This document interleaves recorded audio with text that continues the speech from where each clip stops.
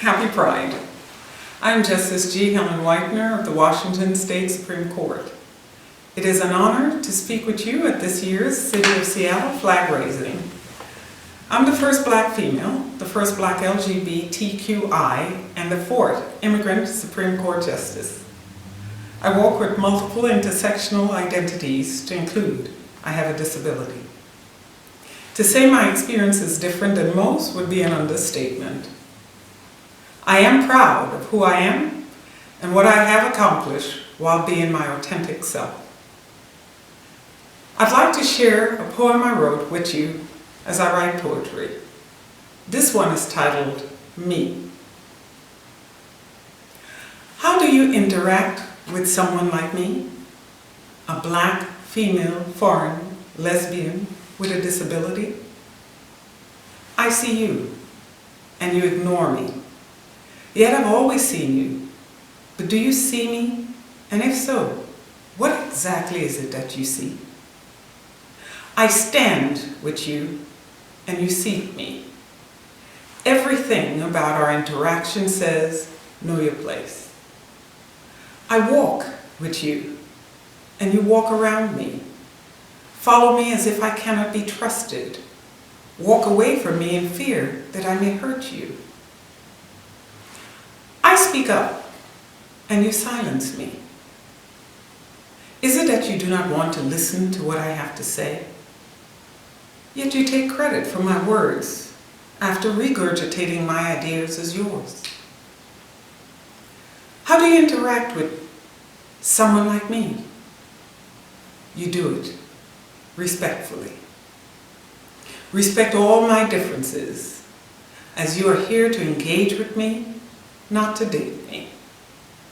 Understand that the privilege of power and choice is yours. You can choose to see or not see me, giving you the power of invisibility, the power to remove me. You can choose to interact or not interact with me, giving you the power to determine if and how that interaction will be. You can choose to combat your fear of me so that your hate does not overpower you, giving you the power to not harm me. How do you interact with someone like me? You can choose to see me, hear me, understand me, include me, and respect me. I was raised to stand up, stand out, and stand fast. I was told by my parents and teachers that I'm a descendant of kings and queens, and I should always act like it. Many years ago, when I disclosed to my family my sexuality, I stopped spending an inordinate amount of time and energy trying to fit into this society's concept of beauty and strength, who I must love, and how my family would look. The question I asked myself was, how do I rise? When from birth, society told me that I did not matter, that because of the color of my skin, that I was less than, not worthy of, or not equal to others. How do I rise when the very essence of my being is attacked? How do I fit in when I know I was born to stand out? Well, the choice I made many years ago was to be vocal, visible, and vigilant.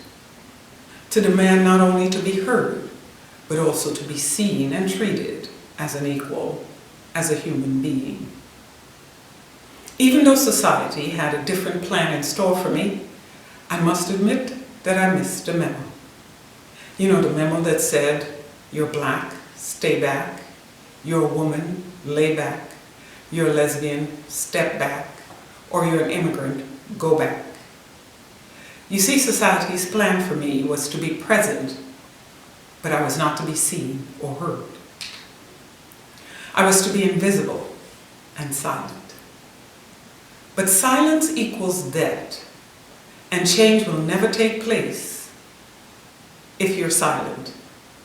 So I knew that I must act because action is the nemesis of silence. Society's labels that defined my identity are all tied to institutional systems with associated systemic barriers: race and inequality, gender and inequality, sexual orientation and inequality, immigration and inequality. Labels assigned at birth that preordained my life to that of servitude, enslavement, oppression, and powerlessness. But you see, a person's race, sex, or sexual orientation may tell you about the person's biology, but it does not tell you anything about the person's abilities or potential. I have been the target for hate, a target for vile rhetoric, all meant to instill fear and silence my voice. So my journey is one where I will take no more. No more targeting me because of the color of my skin. No more excusing bias by calling it implicit. No more treating me as a second-class citizen. No more daily doses of microaggression. No more assessing my worth as connected to my genitalia. No more hiding who I am to make others comfortable. No more loving who they want for me rather than who I want for myself. No more disrespecting of my sisters just because they were born my brothers, or my brothers because they were born my sisters. No more telling me to go back to where I came from when this is my home. Denying me the right to stand with you simply because I'm unable to stand. No more seeking acceptance or agreement or tolerance of my existence. I am willing to help anyone work through their fears, but their discomfort is their own burden to bear. The history of systemic discrimination institutionalized in our justice system ensures that the voices of the LGBTQI community remain unheard, especially QTPOCs, the queer, trans people of color.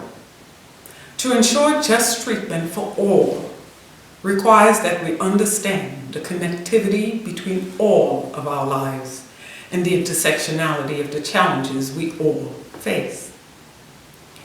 Justice Ruth Bader Ginsburg said, "Equal justice is the glue of stability, and judicial leadership is critical to human rights advancements."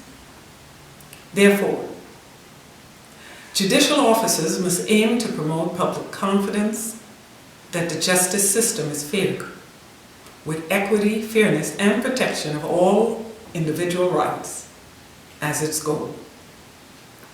A core legal principle in the law of civilized nations is that everyone must be treated equally without special privileges, discrimination, or bias.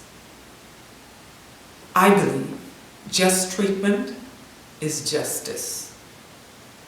It is a human rights concept that includes the maxim of acceptance and respect, and it entails understanding that each individual is unique as we recognize and value our individual differences. Today we are all dealing with a myriad of issues brought on by the COVID-19 pandemic. Many individuals are experiencing exclusion on a scale never seen before.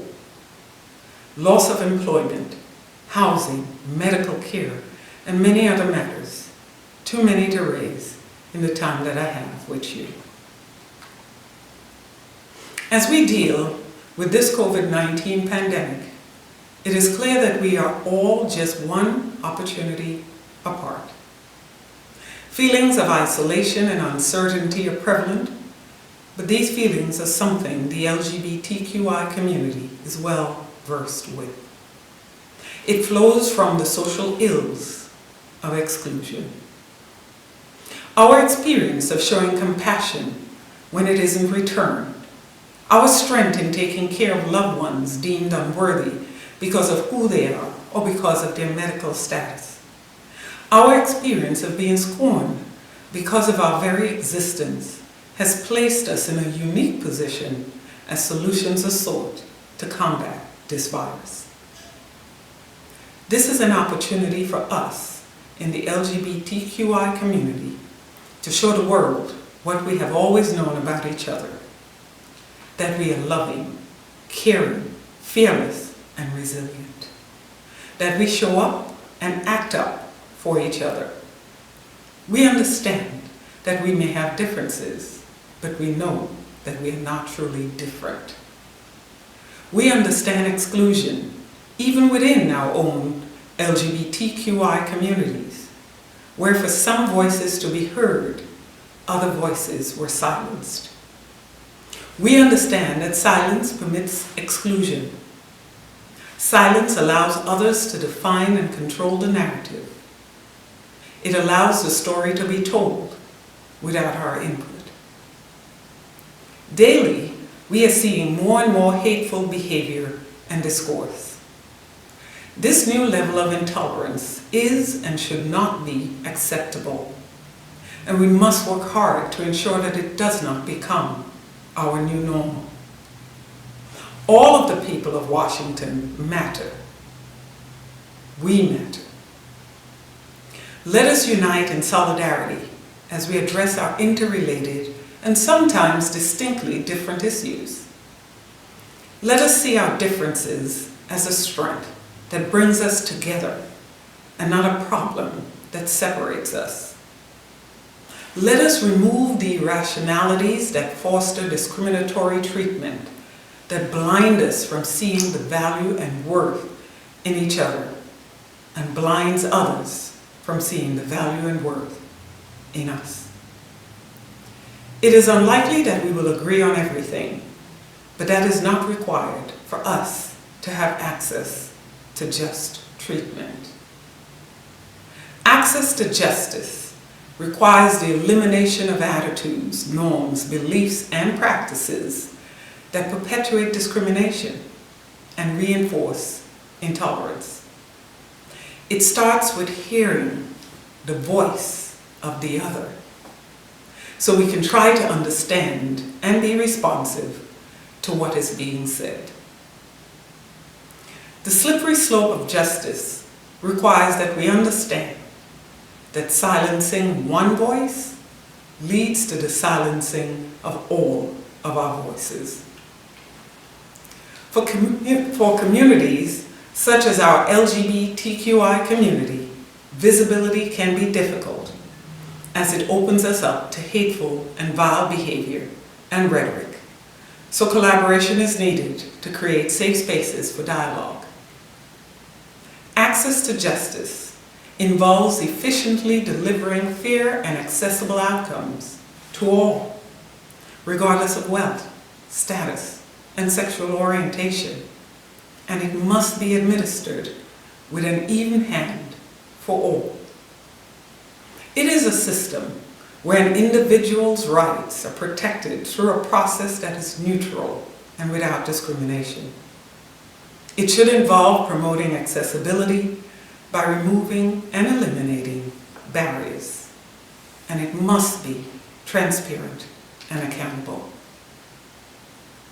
So my fellow LGBTQI community, we are and have always been leaders. Let's lead. We are strong, we are resilient, we are proud, and we are loved. Let's continue to show the world what we are made of as we take care of ourselves, our families, our friends, and our communities, because that is what we do. Be safe, be strong. Happy Pride, everyone. One love always. Thank you.